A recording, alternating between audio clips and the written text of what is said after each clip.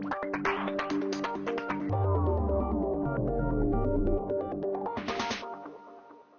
theme today is going to have something to do with time.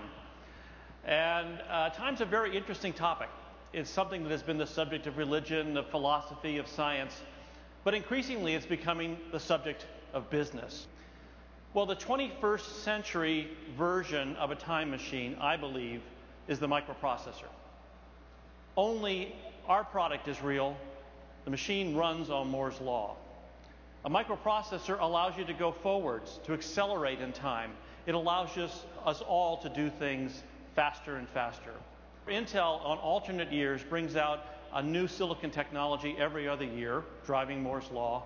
And in the intervening years, we bring out a new microarchitecture, a new type of microprocessor, such that combining those two, you as customers of Intel technology will get and can expect a new level of performance out of our microprocessors and our platform products every single year.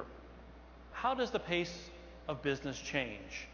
I thought I would take it down a level of granularity and talk about a few businesses and give you some specific examples.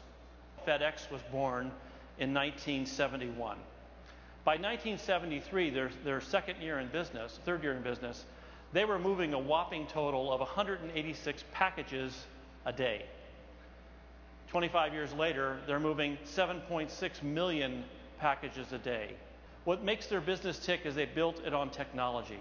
They use technology to figure out the logistics to make those packages all move in the most efficient fashion. They spend $1 billion a year inside that company on technology. Another business that Intel and Oracle are very familiar with because they're our customer is DreamWorks Animation. What we've plotted here for DreamWorks is how many millions of hours of rendering it took to produce a given version of Shrek. So you've got a nonlinear curve here in terms of technology demands to put out a given generation of product. What DreamWorks wants and what we want to bring them in the future is sort of the holy grail of animation, allowing the animator to get real-time rendering, to be able to draw the scene and render it real time and get feedback and therefore improve the quality and shorten the time to market. And Intel is driving technology to allow your businesses to transform themselves by doing three fundamental things in the area of technology: performance, optimization, and energy efficiency. Yahoo has a very interesting problem. They get 800 million visitors per month onto their sites. So it's critical for them to understand what the click-through rates are, where those clicks are going, to be able to optimize their advertising revenue and be able to give their clients the best possible service. Their goal was to go from greater than 15 hours down to less than 8 hours, so they could look at this essentially in one single work shift.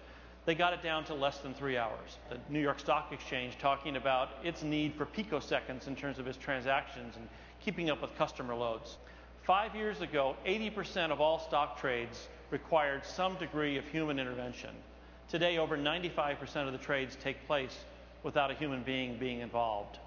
In the most time-critical, processing-intensive elements of our economy, these numbers get big really fast, and they can absolutely pay for new technology in a heartbeat. Intel and Oracle are helping the healthcare industry optimize its infrastructure to improve an area that's very critical to all of us, which is medical imaging.